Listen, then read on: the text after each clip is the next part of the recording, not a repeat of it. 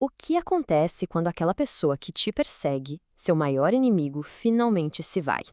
A história de hoje explora uma das reações mais surpreendentes de todos os tempos. Uma resposta que, no fundo, revela muito mais sobre o caráter de uma pessoa do que qualquer vitória em batalha. Pensa bem, a reação natural seria alívio, né? Celebração, talvez até um sentimento de vingança. Pois é, a reação que a gente vai analisar hoje desafia todas essas expectativas e nos força a olhar para essa pergunta de um jeito completamente novo.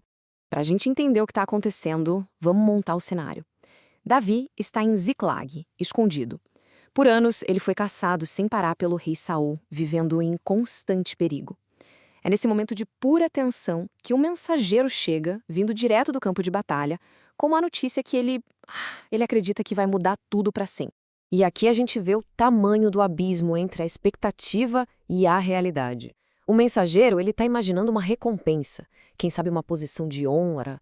Ele acha que está entregando o reino de bandeja para Davi. Só que a recepção que ele encontra não é de festa, não. É de um julgamento, e um julgamento bem chocante, por sinal. O cara chega com as provas em mãos, a coroa e o bracelete do rei. E aí ele conta uma história que, na cabeça dele, é heróica. Diz que encontrou Saul ferido e que deu o golpe de misericórdia para acabar com o sofrimento. Muitos comentaristas, na verdade, acham que ele estava mentindo, inventando tudo para tentar ganhar o favor de Davi. Ele viu na morte do rei uma oportunidade de lucro. E, nossa, que erro de cálculo fatal. É exatamente aqui que a história dá uma virada de 180 graus. Porque, em vez daquela comemoração que o mensageiro tanto esperava, a reação de Davi é imediata, é visceral e é completamente o oposto do que se podia imaginar. Ninguém, absolutamente ninguém ali, poderia ter previsto o que estava prestes a acontecer. A reação de Davi é de cair o queixo. Ele não apenas fica triste, ele lidera um luto profundo público. Ele rasga as próprias roupas, chora, jejua, e então, no auge dessa dor, ele se vira para o mensageiro e o condena à morte. Mas por quê? Qual foi o verdadeiro crime daquele homem aos olhos de Davi? A razão de Davi está toda nessa pergunta. Para ele, o mensageiro não matou apenas um inimigo ou um rei tirano. Ele atacou um cargo sagrado, o ungido do Senhor. Davi acreditava que só Deus que ungiu Saul poderia tirá-lo do poder. Tocar no rei era uma ofensa contra a própria ordem divina. E isso, para Davi, era imperdoável. Mas a execução do mensageiro é só uma parte da história. O luto de Davi era genuíno, era complexo. E para entender de verdade, a gente precisa desvendar as várias camadas da sua dor, que é muito, muito além da perda de um simples inimigo. O luto de Davi não era por uma única pessoa, mas por tudo que foi perdido naquele dia. Ele chorou pelo cargo sagrado que foi violado. Ele chorou pelo homem Saul que um dia o amou como a um filho. Ele chorou pelos soldados de Israel, seus irmãos que morreram. E talvez o mais profundamente de tudo, ele chorou pelo seu melhor amigo, Jonatas. Aqui a gente vê a nobreza do caráter dele.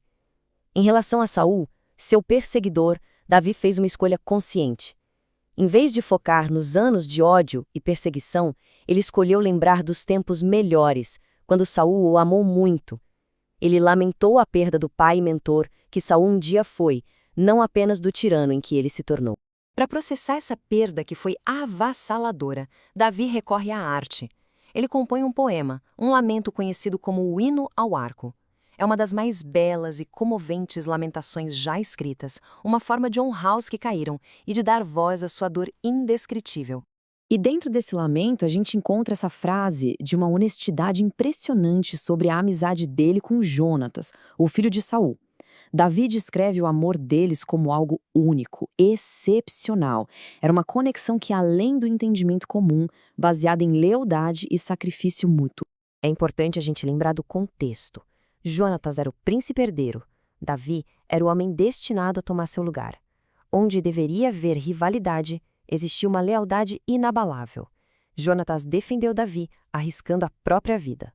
A amizade deles é a personificação da lealdade que coloca o outro acima de si mesmo. Então, o que tudo isso nos revela? A reação de Davi não foi um mero momento de emoção. Foi uma demonstração fundamental do caráter necessário para liderar. E dessa reação, podemos tirar alguns princípios muito poderosos.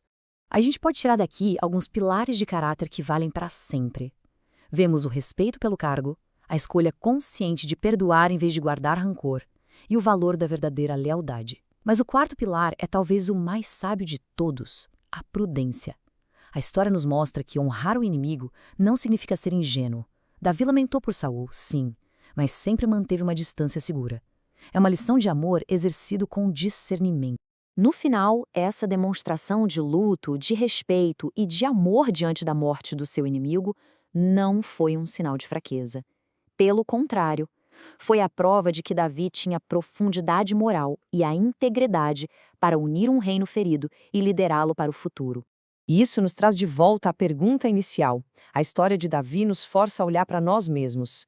Quando vemos um adversário cair, qual é a nossa primeira reação? Alegria ou empatia? A resposta talvez diga mais sobre nosso próprio caráter do que qualquer outra coisa.